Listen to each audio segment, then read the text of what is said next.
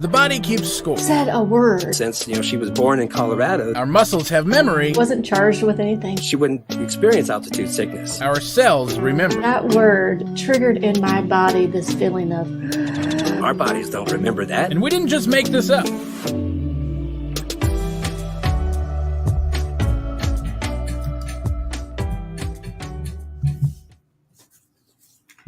Hello and welcome to episode 82 of Truth Be Told. Can you believe it? 82 episodes. And so this month we're talking about a body of wisdom. And so this week we're talking about the body remembers. And so this is part 3 of this series where we're talking about the importance and the recognition of the human body as divine. And we open the door to this wisdom that literally gets stored in our bodies. And so how can these experiences that we have through this kind of point us back towards our healing? And so understanding this information, how it gets stored, it shows up, it's critical in this process. And so without this understanding, we kind of can get stuck reacting from this unprocessed and unrecognized experiences that are stored within ourselves. And so tonight we're going to talk about what that looks like, how that shows up, and why it's even important to have this conversation about how things get stored in our body and the opportunity when we're aware of that, how it opens up this opportunity for healing, opens up this opportunity for authenticity and connection, not only with ourselves, but with those around us. So sit back and relax and enjoy another episode of Truth Be Told.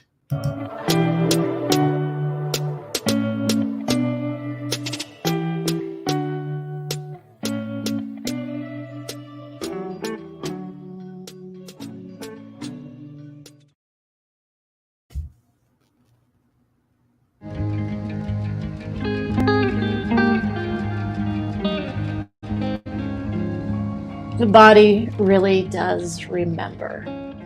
And so I had a recent experience with this. I was in an interaction in a relationship with someone, and they said a word, and it was just a word, and it wasn't charged with anything, but just a word. And automatically that word triggered in my body this feeling of like not being heard, or this feeling of constriction. And I noticed it, and I was like, I wonder what that's about. And believe me, oftentimes I ask myself that a lot throughout the day, the power of curiosity.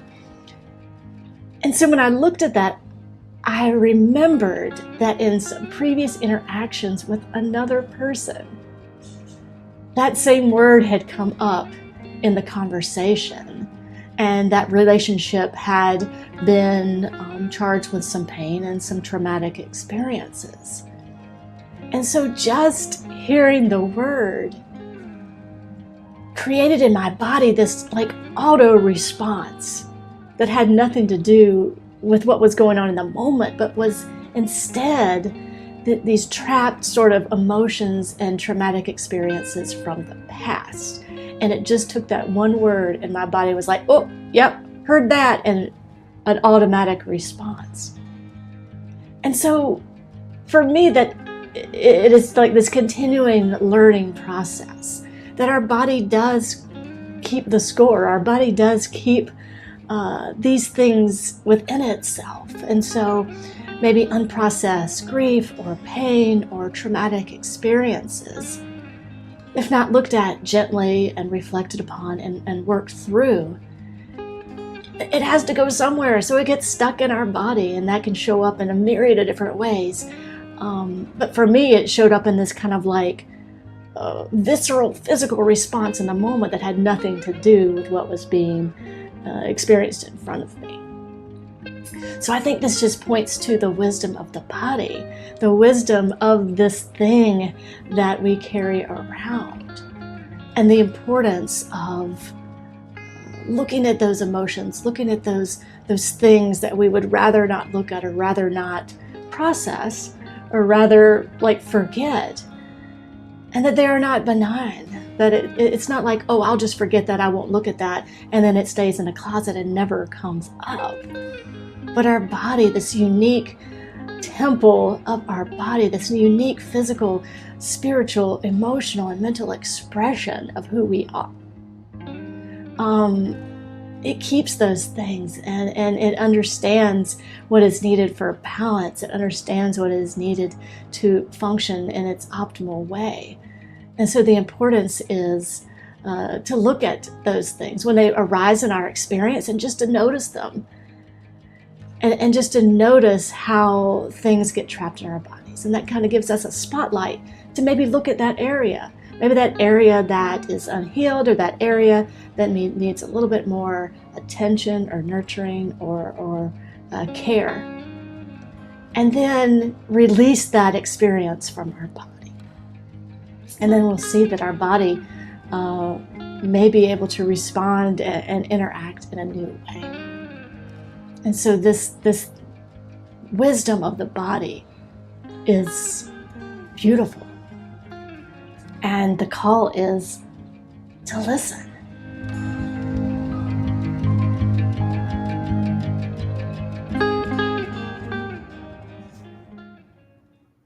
Listen to your body.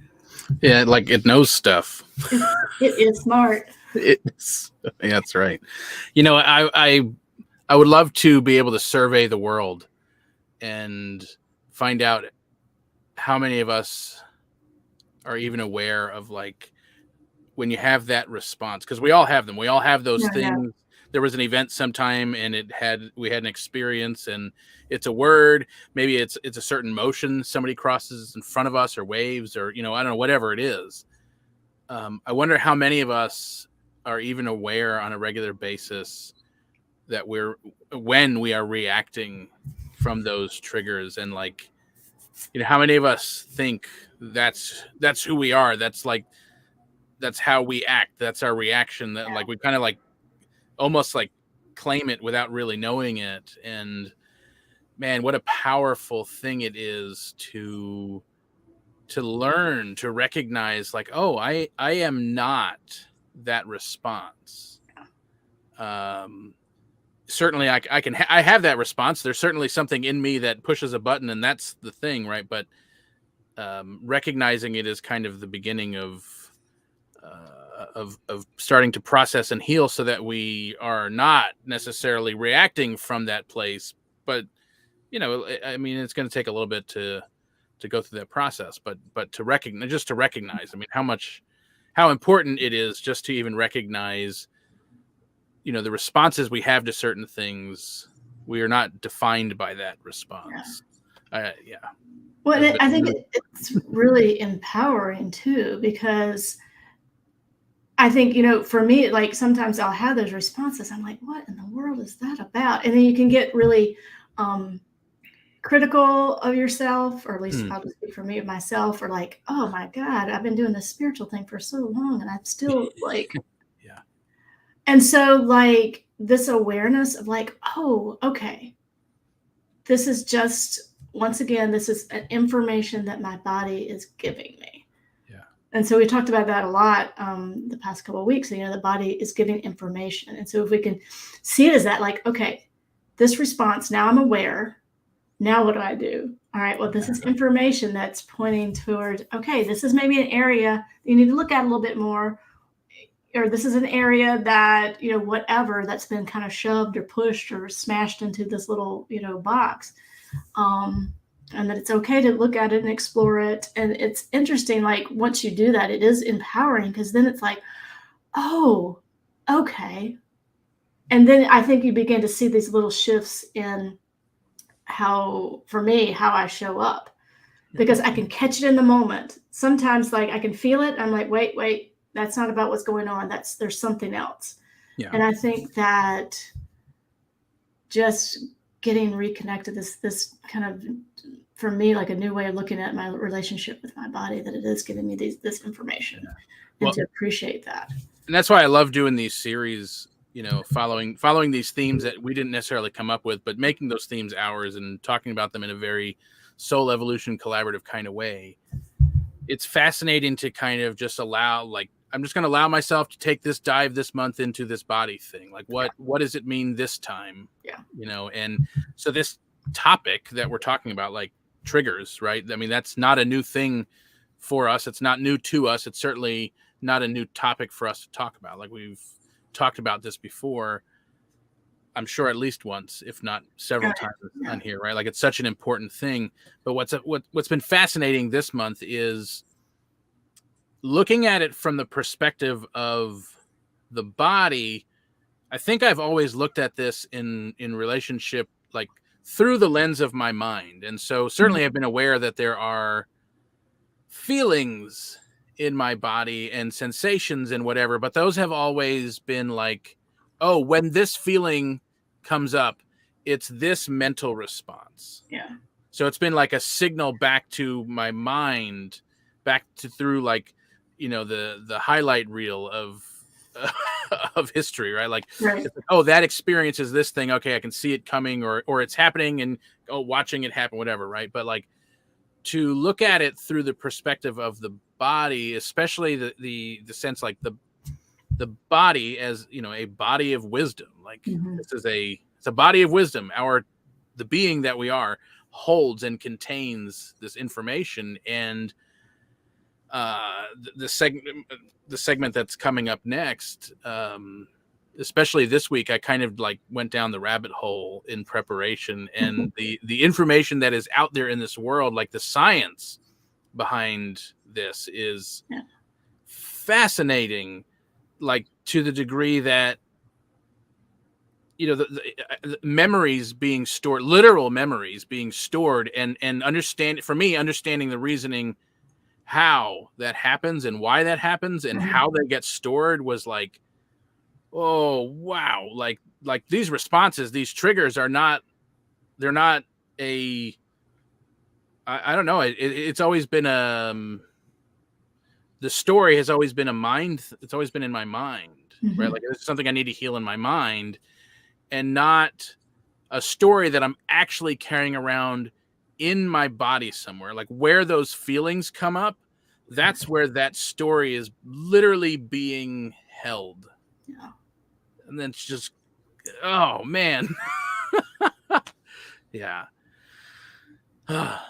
It's deep. I'm excited for the next segment. Yeah, let's do it.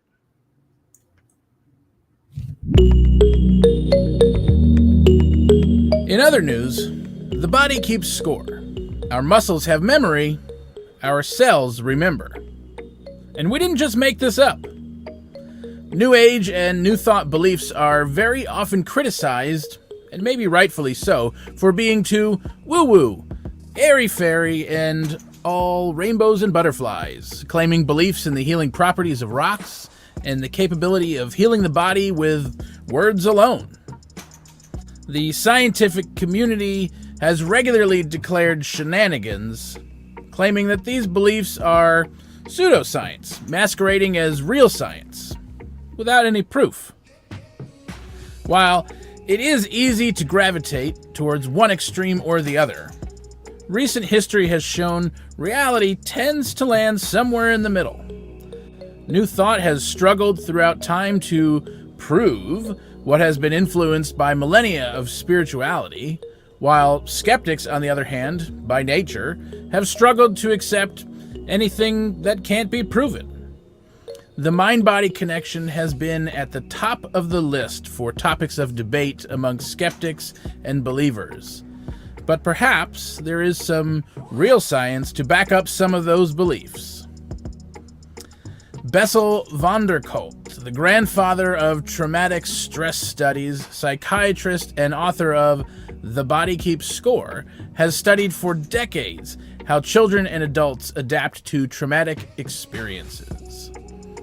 Ever since people's responses to overwhelming experience have been systematically explored, researchers have noted that a trauma is stored in somatic memory and expressed as changes in the biological stress response. Intense emotions at the time of the trauma initiate the long-term conditional responses to reminders of the event. Essentially, your body stores a memory, like a snapshot in time, during times of intense stress or trauma. This is called somatic memory. Like when a certain smell brings you back to a full-body experience of your childhood, Or when somebody walks by you at a specific angle and it replays an entire past experience in your mind as if you were there. In her Psychology Today article, To Heal Trauma, Work the Body, Dr. Jennifer Sweeten says, when something traumatic happens, the brain functions differently. Under normal circumstances, the brain encodes whatever it needs to encode, sends it down the pathway, it is processed, stored or disposed of, and life goes on, memories intact. This is a completely different process under stress. She continues to describe how our bodies go about processing information all day long, every day. Process this, dump that, pay attention here, this doesn't need your attention, etc. Introduce additional stress into our environment, and the process goes bonkers. The key to what comes out the other side of this experience is how we make memories. Sweeten says, any time that we process information, we form explicit memories and implicit memories. Explicit memories are the factual information, general knowledge, and autobiographical information. Implicit memories are the emotional responses and body sensation. This part doesn't have to do with fact, but feeling. These two types of memories travel in different pathways in the brain and have to be integrated later to form one unified memory. In a traumatic situation, your fight or flight response gets triggered. Your body senses danger and sends out red alert signals in the form of hormones. Your bloodstream is swimming with chemical messengers that tell you to get out now. The primary goal under these circumstances isn't encoding the memory, but getting you to safety. In these instances, our body is all hands on deck to keep us safe. Resources are taken from the systems that normally process our in-the-moment responses. Instead of forming integrated memories, these signals become stuck. The feelings, thoughts, emotions, sensations all freeze in place like a still frame of that experience. Unprocessed. If you want to get all scientific about it, here's what these scientists had to say. Basically, the same thing, but really fancy, sciencey words that honestly make my thoughts melt and my eyes glaze over. Similarly, an ongoing study of human emotions and their locations in the body points even further to the correlation between the mind processing emotions and the body's intimate connection and experience of those emotions. Basically, they found that the brain is so complex, we haven't been able to map exactly what systems fire for any given emotion, but we can at least begin to find how those systems relate to the body experience. And apparently, feeling shame looks like a sad Spider-Man. If this wasn't fascinating enough, let's go even further down the rabbit hole that is the body remembers.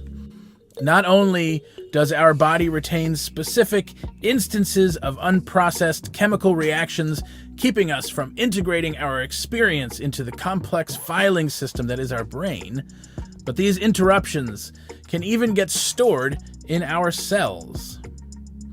When it's all hands on deck and safety is the goal, the chemical responses that start flooding our system don't only get remembered in somatic memories, but they can also be stored in our cells.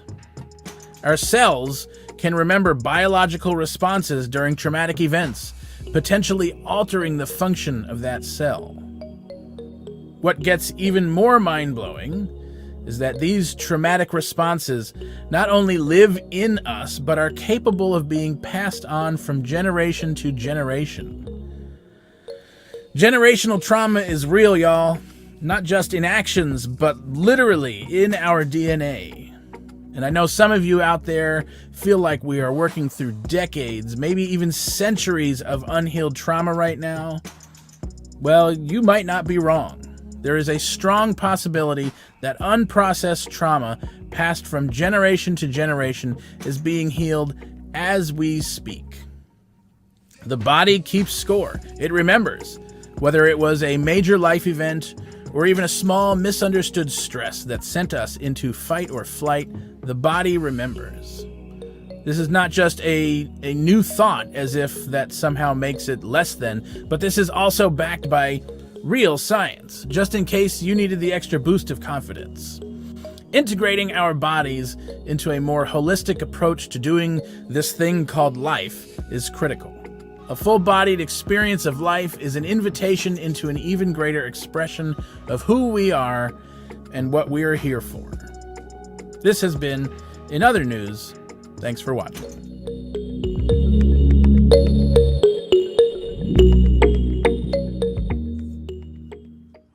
Fascinating. Fascinating. You know, the thing, you know, and a lot of stuff I was aware of just through like previous trainings and whatnot. But the thing that popped in my mind, because we hear a lot about, you know, the idea of things stored or stuck in our bodies, and, you know, that our bodies are remembering. You know, a lot of the stuff you were talking about was, you know, like stress related. But I think it works the other way too, that our body remembers what love feels like, what community feels like, what connection feels like, what authenticity feels like, what vulnerability, all those things, what those things feel like. And so I think that it creates this desire in us to seek those things out too, because our bodies remember that. And so I think that just was something that just struck me. I think that's sometimes why we want to connect with people or to be in community with people. And I think this is especially important, you know, in spiritual communities. And what we're doing is we know what that feels like, and we want more of that. And it's because it is stored in our bodies. So not only are these all of our experiences are stored, and they're not just the traumatic ones that get talked about a lot, but it's also those other things, those things that are deep within our DNA, and it's based on, you know, past experiences, or even if it's just a hair of an experience of love or connection, that our body remembers that too. And I think it's just fascinating that our body is always seeking balance, you know, letting go of the things that it's stuck, or trying to let go of the things that have it stuck, and then seeking the things that bring it this kind of vital experience, not only physically vital, but like emotionally and socially and spiritually vital. I think you're absolutely right. There just happens to be a lot of research on like stress and trauma, and it's just like, because there's a lot of it. And it's fascinating to see. Like I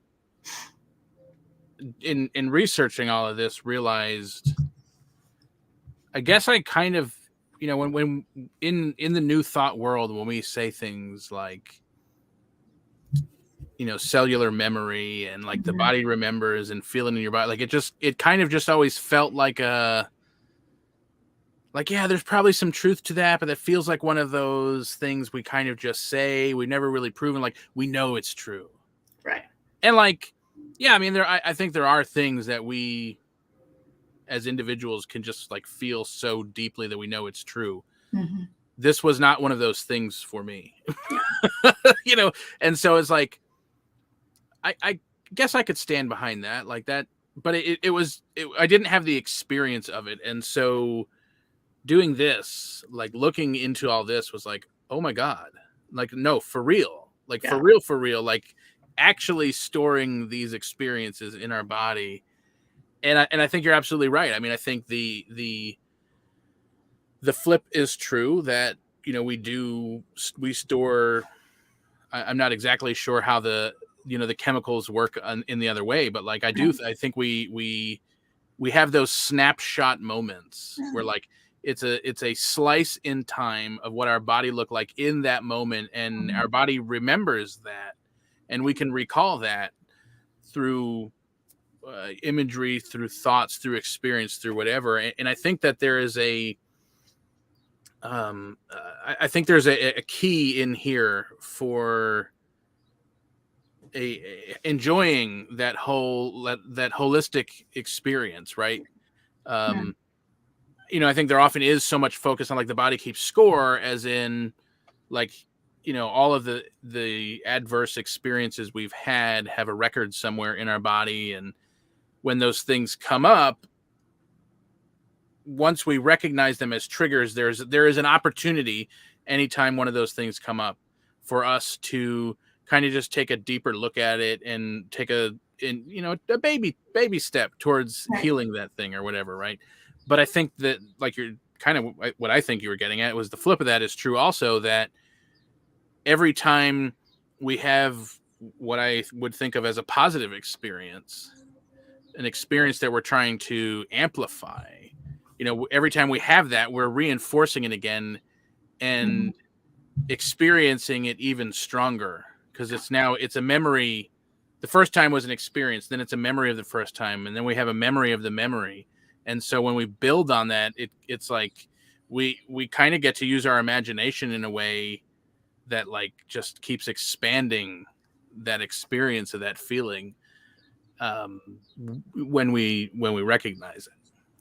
Well, and I think, that the point of focusing this month on the body, I think, is this awareness, I think, that we are not disconnected from it. And we've talked about this, in the past weeks about oftentimes we negate the body for this kind of spiritual sort of experience out there. But the only way that we can have that is here in this body. And so I think just, the science of it and the ideas of it just really began to just reinforce that idea that it is this one sort of unified experience, and that we have an opportunity to kind of bridge that gap that seems like is there sometimes. And that part of the spiritual path is listening to the body, is looking at the body, is loving the body, is appreciating the wisdom of the body, and knowing that it's all working exactly the way it needs to. It's smart. It knows what to do, and just becoming more in tune with what it has to tell us, I think, enhances the spiritual experience as well. For sure.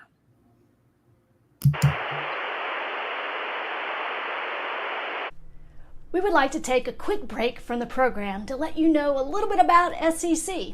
We're an intentional spiritual community with a vision of personal transformation and communal evolution, an authentic way of being, living, and viewing the world. Everything you could ever possibly want to know about this community and more can be found on our website at soulevolutioncollaborative.org. So come along for the adventure. Tuesdays, we have Truth Be Told at 7 p.m. Eastern, which is what you're enjoying now.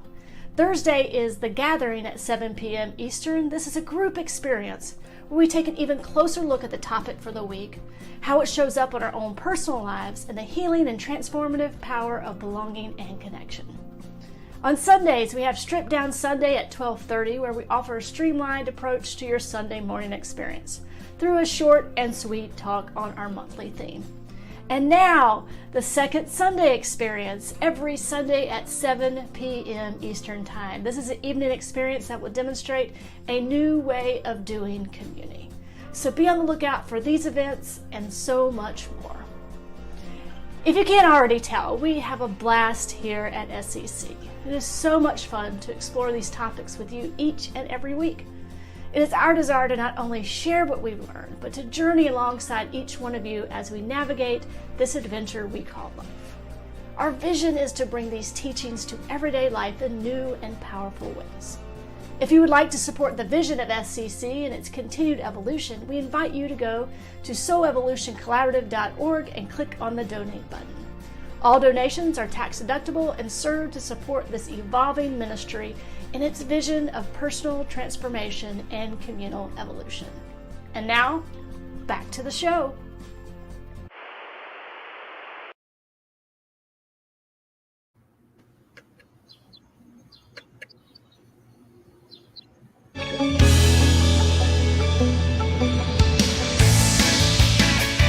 I bet you didn't know that the muscles in the leg are strong enough to break the femur if they were able to fully contract. And another thing that maybe you didn't know is that the femur is able to withstand thousands, up to 6,000 pounds of force for the average a full-grown adult. How amazing is that? So now to that amazing muscle strength that we have that much strength, but they would never exert anywhere near that much force because they know. The body knows. There's a subconscious part of us that knows and would never release that much strength to where it then can actually end up, ripping right off or breaking that bone. So that's pretty cool, the natural intelligence that we have in our body. Now, this month, as we're talking about, living everyday wonder and looking into our bodies and creating that relationship with them.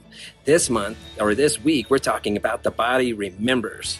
And so one thing that's really pretty cool is the idea of muscle memory.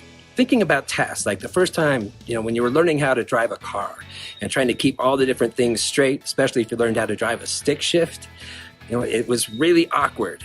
And at the same time, like learning, say like a musical instrument or maybe learning how to pole vault, like some of it just kind of comes naturally. And if you just, work on that, you develop a certain technique. But what happens if you do that for a long time, all of a sudden you've, developed a technique that's not ideal and you're going to be kind of stuck at a certain level. So then you start to learn and somebody teaches you better technique. And it feels really awkward because to break that habit of the way that you learned how, it takes a lot of breaking through those moments that's just like painful, even feels like it's impossible. But in order to go that next level, you have to learn the best technique, and that can be challenging. So one thing that I wanted to talk about this week is this place where I'm at right now. I am up in the mountains at 9,300 plus feet at Keystone, Colorado.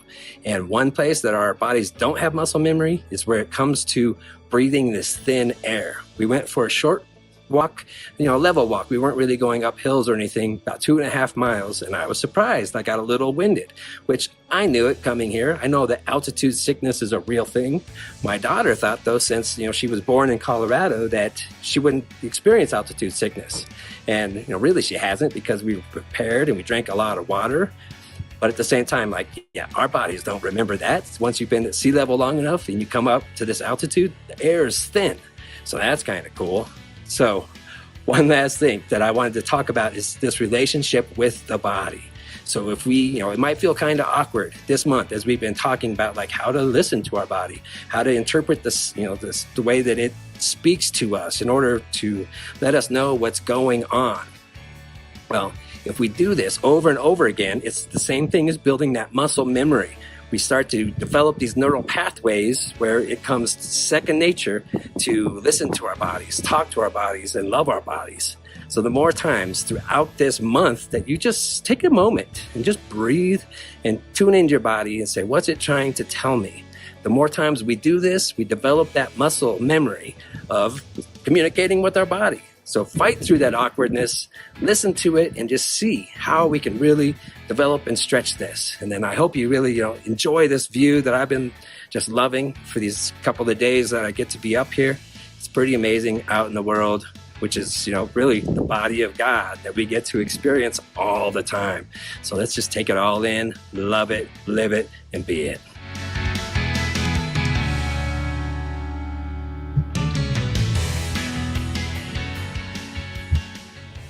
I'm a little upset he didn't invite us. I know, right? I was trying to catch the scenery and the reflection in the door there behind him. I was like, man, that's a nice place to be. But I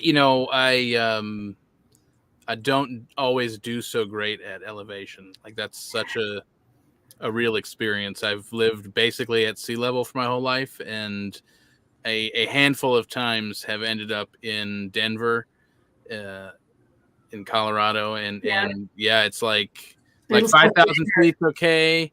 Once you start getting above 6 and 7, it's whoa, all right.